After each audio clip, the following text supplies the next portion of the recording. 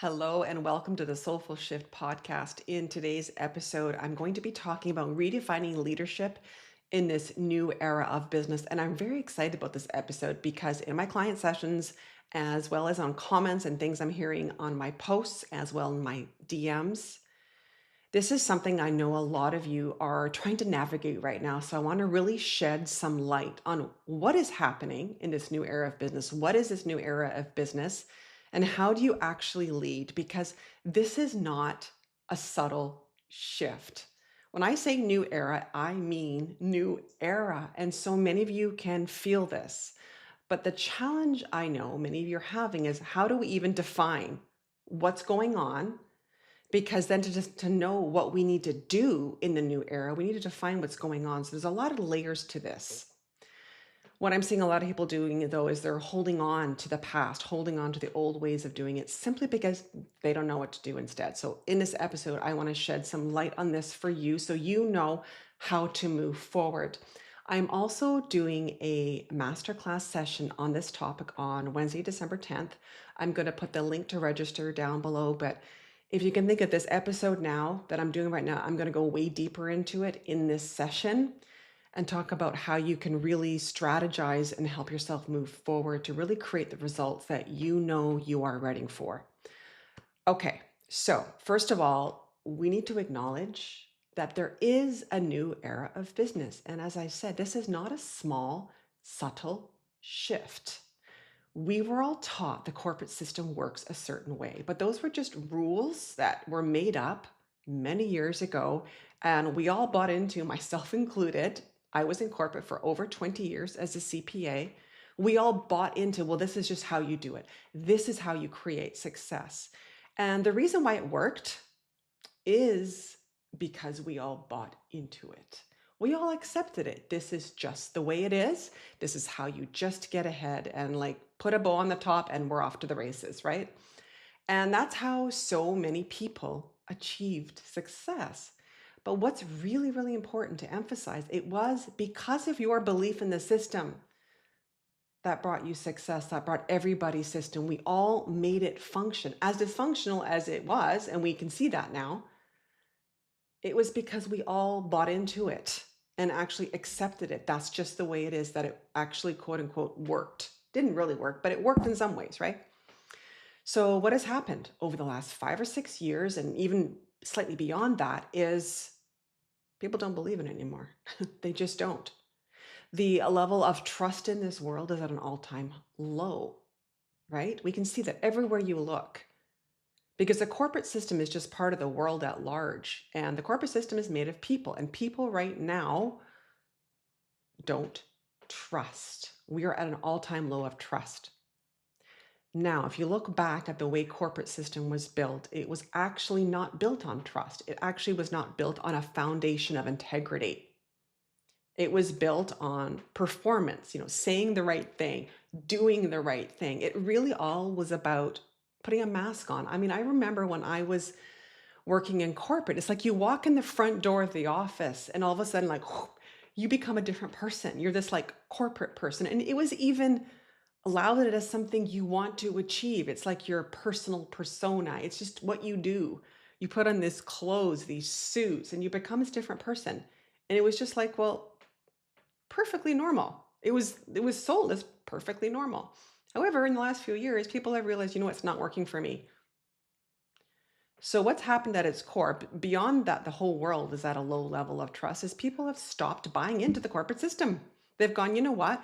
I recognize that I have to make money and I still want success, but there is this level of I can't do it anymore.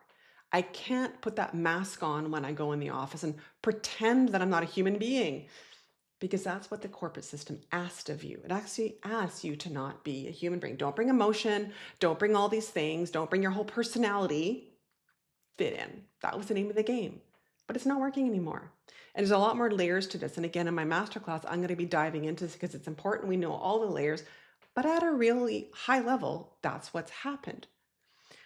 So the core of what's really happened there is the disregard, maybe disregard isn't the right word. There's a throwing away of performance. People don't want to perform anymore. Because what's happened is we know that we're not seeing someone's real authenticity. We're not actually seeing the real person. So when you look at it that way, what you're seeing is when we perform, we're actually manipulating. We're trying to get a certain result, which is why and how the corporate system is breaking down, because it was built on a foundation of manipulation. So now what happens, and what I see so many of my clients doing and so many people I'm talking to doing, is they're going, okay, I don't really like this system. I don't like performing. I don't want to do this anymore. I still need to make money. I still want success. And so many of my clients are high performers. And you want success. And I want that for you. And I know I'm that same way too. I'm very much a high achiever. But I can't keep doing what I'm doing. And not only that, it's just simply not working anymore. Maybe you're trying to lead teams and they're not responding like they used to, because they're feeling the exact same way that you are. They're feeling the same way. They're not going to say it, but they're feeling the same way. They've lost trust. And trust is such an interesting word, because there are people that I think can get very offended, and understandably so, when I say that. So if you're triggered by me saying that somebody might not trust you or trust your leadership, I understand that it can be quite triggering, because this is also what I know. The clients that I work with and the people who follow me, this is you are a great worker. You have integrity in your work. You want to do a good job. You want to show up and do the right thing and have results and do all these things. But there's a difference between having integrity in your work and having integrity and trust in who you are being. And this is the piece that most people are missing. What most people are doing is they're focusing on, okay, well, if people don't trust me, or if I'm not getting results that I want to, if I'm not getting my team to follow or to engage, that's a big one right now. The levels of engagement are an all-time low. Underneath that, of course, is a lack of trust. But we think, okay, if people aren't doing what I want them to do, and we're not getting where we need to go, what do I need to do? Right? That's what leadership development has taught us. How do I talk differently? How do I set up systems differently? How do I set up, do I do coaching calls with my staff? Do I do all these things? There's this whole plethora of strategies that you've been taught in the corporate system on what to do to get people to engage more, to achieve more success, to have greater results.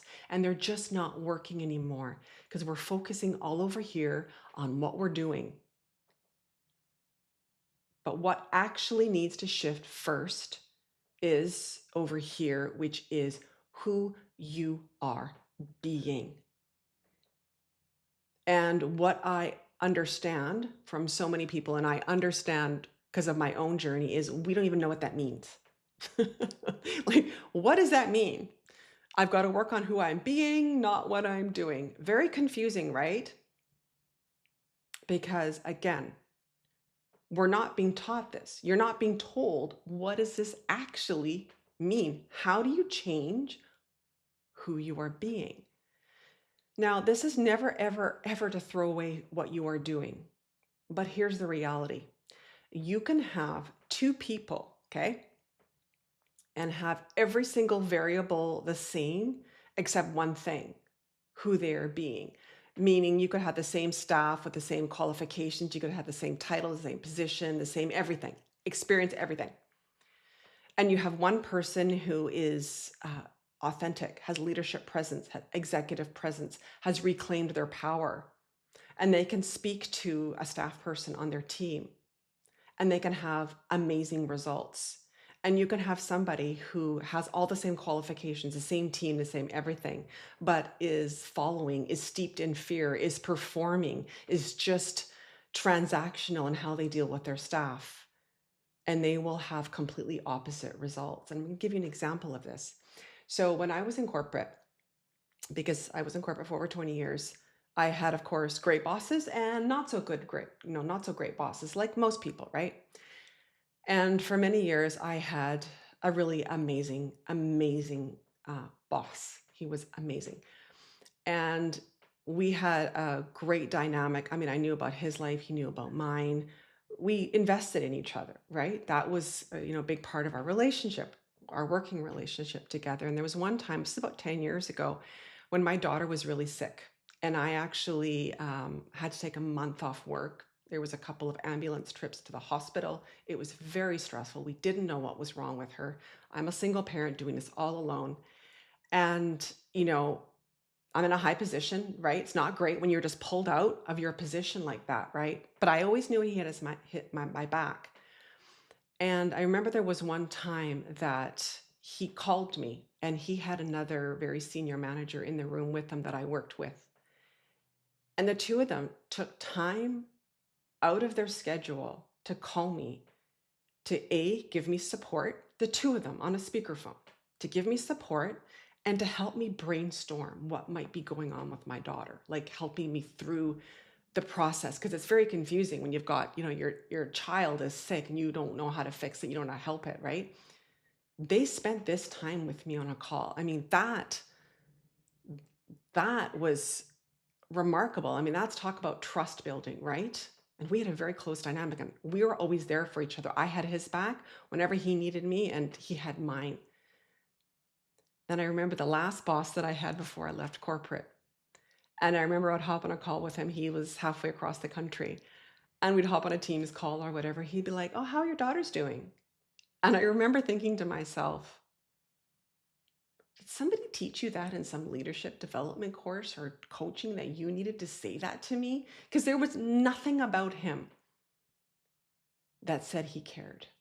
And there was no inch or iota of anything. And actually, it created distance, it created mistrust. Like there was everything about that conversation that was wrong. And I didn't trust him. So here we have two scenarios, the same. A boss asking me how my daughters are doing, and both did. One, I completely trusted and I knew he was in integrity and he really cared. The other one, I felt like it was just a performance. So they're both doing the same thing. And this is what being is about. And you know what I'm talking about. I bet you can come up with a million different instances when you hear somebody talking and you think to yourself, my God, there's nothing that they're saying that I actually trust. And they could be saying the same things as somebody else, but you can feel it. And that's the thing now. People can feel who you are being. So the biggest shift that has to happen for anybody right now who wants to elevate themselves, lead their team, get into this new era of business and become that trailblazer is they have to shift who they are being. And in this masterclass, I'm actually going to dive into what does it actually look like? Because this is the piece people are missing. What does she even mean? How do you do that? And I've heard people say they've been told that they have to have more leadership presence and more executive presence, and they don't know what that means. Like, well, tell me what to do. Tell me what to do. So we're going to be diving into this as well, because really leadership presence, executive presence is who you are being. But everybody wants to know, well, what do I have to do? Like, what do I have to say? How do I speak? But here's the important part. When you change who you are being, how you speak, how you relate to, how you lead, how you do everything actually changes. But it's not about going, well, how do I change what I'm doing to get a different result? When you change who you are being, what you do actually shifts too. This is not some esoteric, airy, fairy, nebulous idea out here. It is not. There are actual strategies and ways to change how you are being. And what you are doing will naturally evolve and change. But you have to know how to do that. This is actually how you lead in this new era of business. Because what happens when you change how you are being, who you are being, your identity, part of that's identity too, not all of it, part of it is people trust you and they don't even know why. They just lean in, they engage. It's because your energy changes completely. When who you're being changes, your energy changes. People lean in. They want to know more. They want to listen. You command presence, not by trying, not by force, not by control. It's just who you be. And the beautiful thing about all of this, I want you truly to hear this part because this is amazing. You actually end up doing less because your presence, who you are being, carries more. You don't have to say something 5 times to get a result. You say it once and people hear you. It's actually easier. So when we look at this new era of business and you look at the person who's now being called to elevate into this new place, which is you listening right now, because you wouldn't be listening if it wasn't you. Know that this is going to actually make things easier for you. You will reach higher levels just because people will lean into you. They will engage. They will trust you. You will feel so secure in yourself that you won't waste time spiraling, having conversations, engaging in things that you know aren't getting you to your goal.